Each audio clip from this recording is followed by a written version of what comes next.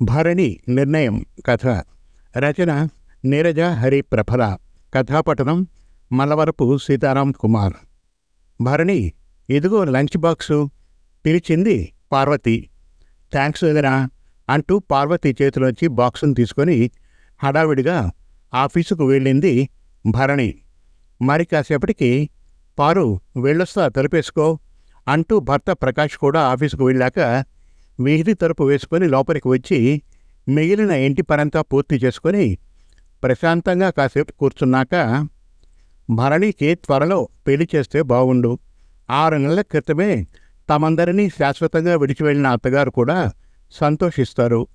ఆవిడ పోయేదాకా కూతురు పెళ్లిని గురించే తపనపడి వేడుగ్గా పెళ్లి చూడాలని ఆరాటపడింది అనుకొని అత్తగారిని తలుచుకొని గతాన్ని గుర్తు చేసుకుంది పార్వతి. అప్పుడే చదువు పూర్తయి కొత్తగా ఉద్యోగంలో చేరినందున ఇప్పుడే నాకు పెళ్ళొద్దు అని భరణి చెప్పడంతో సరే అని ఇంట్లో అందరూ ఆ విషయం గురించి పట్టించుకోలేదు. రోజులు సాఫీగా గడిచిపోతున్నాయి.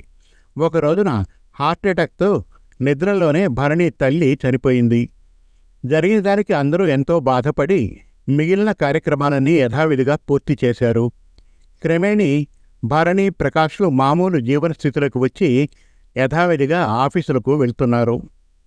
భరణికి తన బాబాయ్ కొడుకు వాసుతో పెళ్లి చేస్తే బాగుండు.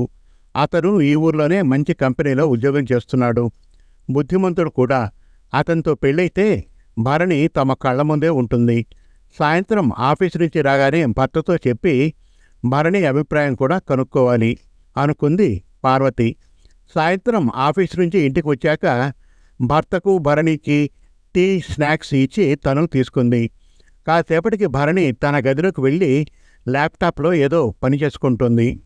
వాసుతో భరణి పెళ్లి విషయమై తనకొచ్చిన ఆలోచనను చెప్పింది పార్వతి. వెంటనే, పారు, నేను భరణి పెళ్లి విషయమై నాకొచ్చిన ఆలోచనను నీతో చెప్పి నీకు ఇష్టమైతే తన అభిప్రాయాన్ని కనుక్కుందామనుకుంటున్నాను అన్నాడు ప్రకాష్. ఏంటో చెప్పండి అంది పార్వతి. నా చిన్ననాటి స్నేహితుడు రమణ నీకు తెలుసు కదా. వాడి కొడుకు ప్రసాద్ బ్యాంకులో ఉద్యోగం చేస్తూ హైదరాబాద్ నుంచి ఇక్కడికి ట్రాన్స్ఫర్ అయ్యి ఇటీవలే వచ్చాడు. వాడు బుద్ధిమంతుడు కూడా. పైగా ఈ సంబంధాన్ని కలుపుకుంటే మా స్నేహబంధం ఇంకా బలపడుతుంది. భరణి కూడా మన కళ్ళ ముందే సుఖంగా ఉంటుంది. ఏమంటావు పారు అన్నాడు ప్రకాష్. గదిలో ల్యాప్టాప్లో పనిచేసుకుంటున్న భరణికి బయట అన్న వదినల మాటలు వినపడుతున్నాయి.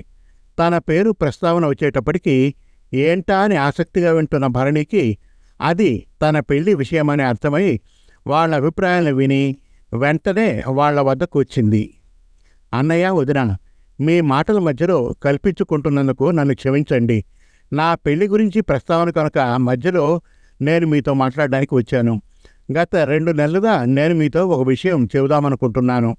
నేను మా కొలీగ్ గోపాల్ ప్రేమించుకుంటున్నాం. అతను చాలా మంచివాడు. మా మనస్సులు కలిశాయి. మీ అంగీకారంతో మేము పెళ్లికి శ్రీకారం చుట్టి కొత్త జీవితం మొదలు పెడదామనుకుంటున్నాం అంది భరణి. భరణి మాటలు విన్న పార్వతీ, ప్రకాష్లు బిత్తరపోయారు. భరణి ఇంకా చిన్నపిల్లే అనుకుంటున్న వాళ్లకు ఆమె చెప్పిన ఈ విషయం చాలా ఆశ్చర్యాన్ని కలిగించింది. ఆమె ప్రేమ విషయం సుతరాము ఇష్టం లేక సీరియస్గా ముఖాలు పెట్టారు పార్వతీ, ప్రకాష్లు. వాళ్ల భావాలను గమనించిన భరణి వాళ్లకు గోపాల్ను గురించిన వివరాలనిచ్చి, రేపే అతన్ని మన ఇంటికి తీసుకువచ్చి మీకు పరిచయం చేస్తాను. అతన్ని చూసి అతనితో మాట్లాడాక అతని మాట, నడవడి మీకు తప్పక నచ్చి మీరు మా పెళ్లికి అంగీకరిస్తారు. చూడండి స్థిరంగా అంది భరణి. వెంటనే భరణి తన గదిలోకి వెళ్ళి ల్యాప్టాప్లో మిగిలిన పనిని పూర్తి చేసి కాసేపు విశ్రాంతి తీసుకుంది. పార్వతి వంటగదిలోకి వెళ్ళి వంట పూర్తి చేసి భర్తని, భరణిని భోజనానికి పిలిచింది. ఆ రాత్రి అందరూ భోజనాలు చేసి విశ్రమించారు. ఆ మర్నాడు ఉదయం అందరూ కాలకృత్యాలు తీర్చుకున్నాక పార్వతి భర్తకు, భరణికి టీ ఇచ్చి తను తీసుకుంది. ఆ తర్వాత యథావిధిగా ఎవరి దినచర్యల్లో వాళ్ళు నిమగ్నమయ్యారు. రోజులాగానే టిఫిన్ రెడీ చేసి వాళ్ళకి పెట్టింది పార్వతి. ముభావంగా ఉన్న వదినను నవ్వుతూ మాట్లాడించబోయింది భరణి. కానీ సీరియస్గా ఉన్న ఆవిడ ముఖాన్ని చూసి మిన్నకుండిపోయింది. కాసేపటికి భరణికి బాక్స్ ఇచ్చింది పార్వతి. భరణి దాన్ని తీసుకొని తన వదినకు బై చెప్పి ఆఫీస్కు వెళ్ళింది.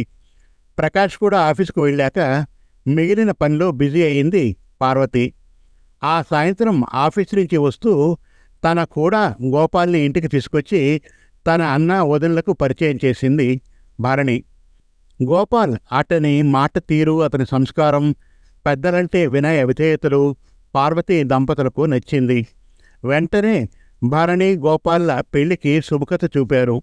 భరణి గోపాల్లు వినమ్రంగా పార్వతీ దంపతులకు నమస్కరించారు.